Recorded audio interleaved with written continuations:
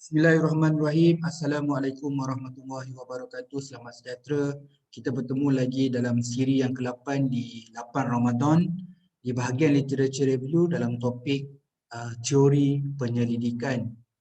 Okey, kita mulakan dengan teori. Ada apa dengan teori? Okay, teori adalah set asas, idea, prinsip, fundamental yang utama yang mengandungi elemen. Okay, dalam teori dia ada elemen, komponen ataupun boleh ubah atau konstruk atau tema atau amalan yang dapat memberi makna, penjelasan, melengkapi perkaitan saling berhubungan antara ataupun secara berstruktur dan sistematik. Jadi pakcik ulang balik, teori adalah sebuah set. Di dalamnya merupakan satu set yang merupakan asas ataupun idea ataupun prinsip ataupun fundamental utama yang terdiri dalam teori itu mengandungi beberapa elemen, komponen, pemboleh ubah, konstruk, tema dan juga amalan yang dapat memberi makna, penjelasan, melengkapi perkaitan dan atau saling berhubungan secara berstruktur dan sistematik.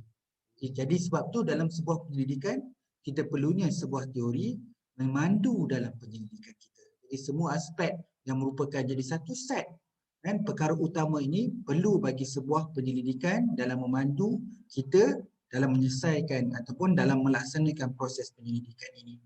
Dalam penyelidikan, teori kajian boleh hanya ada satu. Okey, jadi dalam research, jadi ini ada juga diperbincangkan dalam pengajian PhD atau master atau degree ni, berapa teori yang perlu digunakan?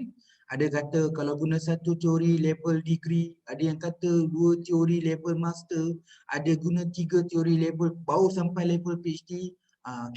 Ini perlu diperjelaskan. Okey, dalam penyelidikan, satu teori juga mencukupi. Tak kisahlah diploma ke degree ke master ke PhD, satu teori dah cukup.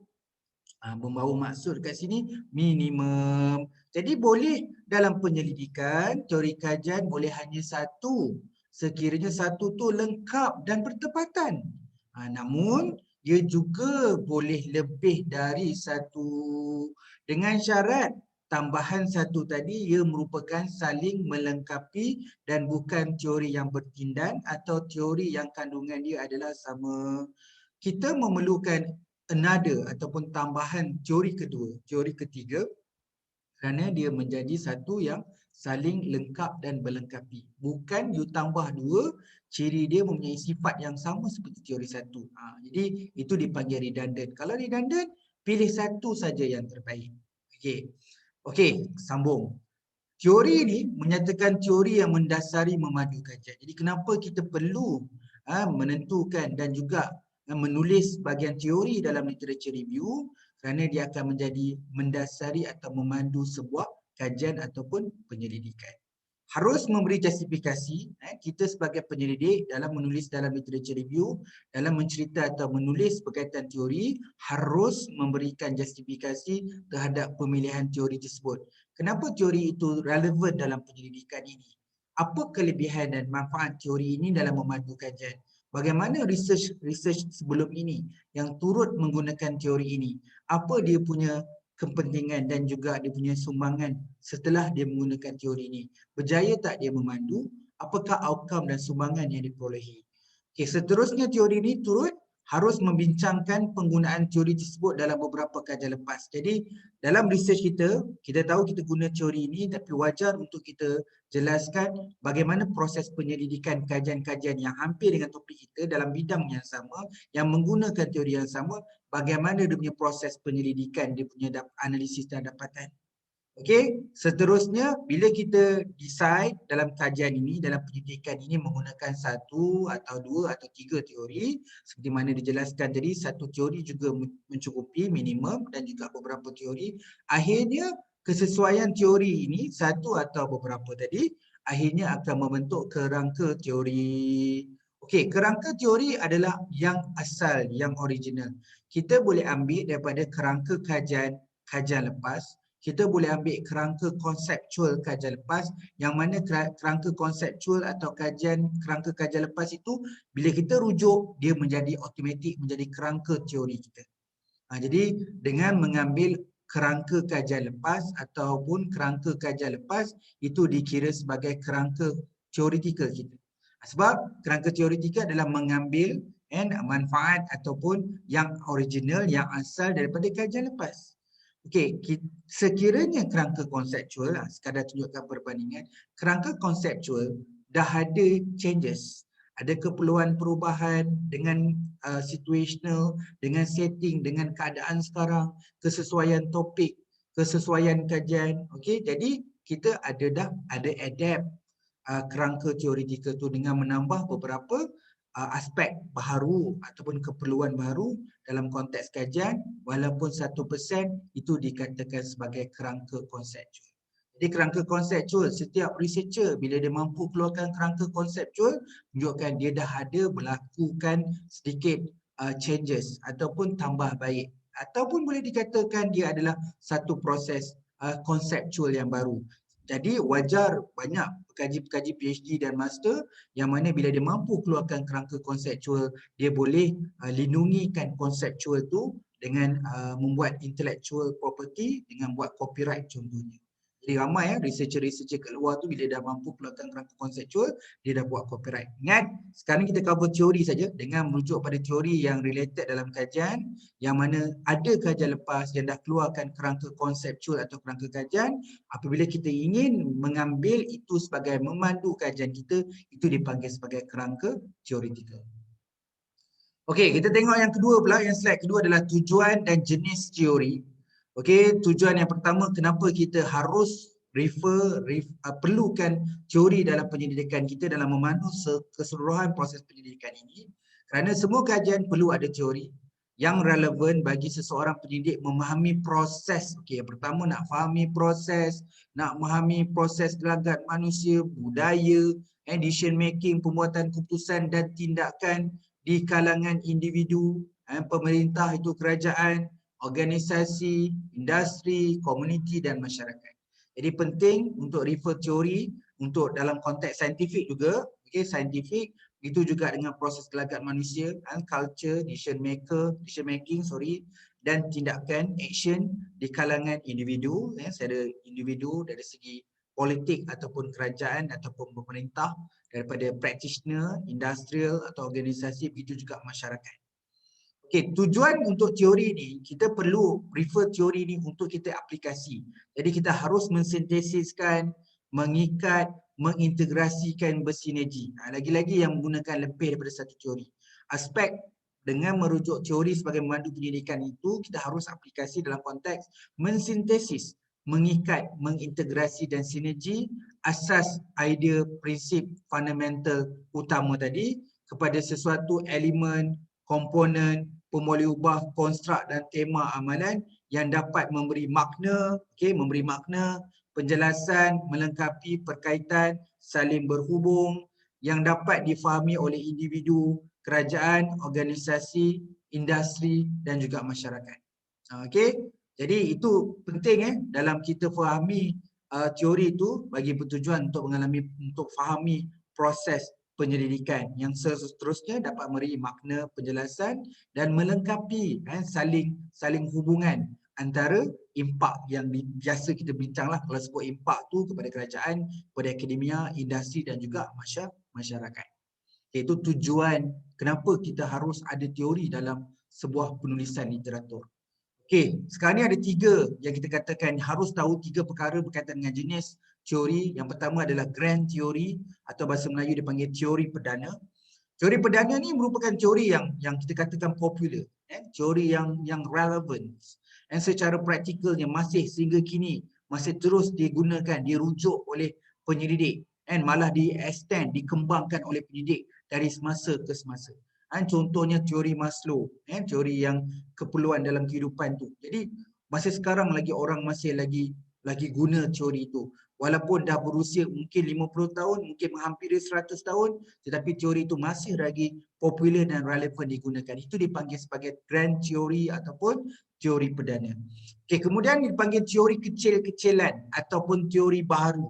Okey, teori kecil-kecilan atau teori baru ni biasanya dia sangat-sangat jarang belum lagi digunakan ataupun diaplikasikan. Contoh orang pengkaji PhD, okey, dia buat research dalam kualitatif, katakanlah dia menggunakan strategi penyelidikan grounded theory. Kita tahu bahawa strategi grounded theory dan dalam kualitatif ni dia adalah building theory. Kalau orang kuanti dia testing theory, tapi orang kualitatif adalah building theory. Dia membangunkan teori. Jadi yang kebiasaan dalam strategi pendidikan macam grounded theory itu biasanya boleh mengeluarkan ataupun propose atau mencadangkan satu teori baru. Tetapi dipanggil masih lagi teori kecil ataupun teori baru masih kerana teori itu masih lagi belum digunakan dan diaplikasikan oleh penyelidik lain. Itu dipanggil teori baru atau teori kecil-kecilan. Ada orang guna tapi sangat-sangat limited, jarang-jarang sekali orang gunakan ataupun baru digunakan ataupun masih fresh lagi, baru lagi, segar lagi, tak ada orang lagi apply, itu dipanggil sebagai teori baru ataupun teori kecil-kecilan. Okey, yang ketiga adalah namanya teori tidak langsung. Okey, ini biasa berlaku pada researcher maupun pada postgrad.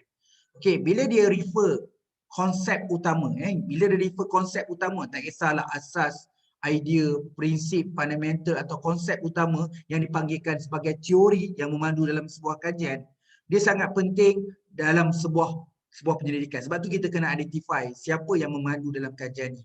Katakanlah dalam satu kajian ni, dia refer model X. Okay, dia refer model X untuk mandu. So dia ambil model X tu daripada konseptual kajian yang lepas. So untuk dijadikan sebagai kerangka teori kajian dia. Okey, bila dia refer model X, okey, kita kena kaji juga latar belakang sedikit latar belakang berkaitan dengan model X. Ternyata model X tu ada refer teori Z. Okay, orang yang membangunkan model X tu sebenarnya dia influence ataupun dia merujuk, dia refer kepada teori Z. Kita researcher, kita refer model X ni sebagai kita punya theoretical. Tetapi sebenarnya model X ni refer teori Z. Jadi kita ni, walaupun kita refer model X, tapi sebenarnya kita rujuk juga teori Z secara tidak langsung.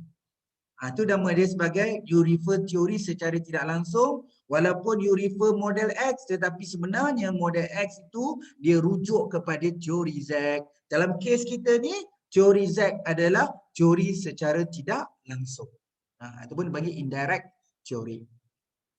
Okey, sekarang ni kita yang kita kena tahu juga, bila kita dah jelas apa itu teori, kita kena tahu tentang kerangka teori. Okey, kerangka teori ni kebiasaannya ada visual lah. Tetapi ada beberapa perkara, beberapa research yang terpencil dia tidak ada gambar rajah.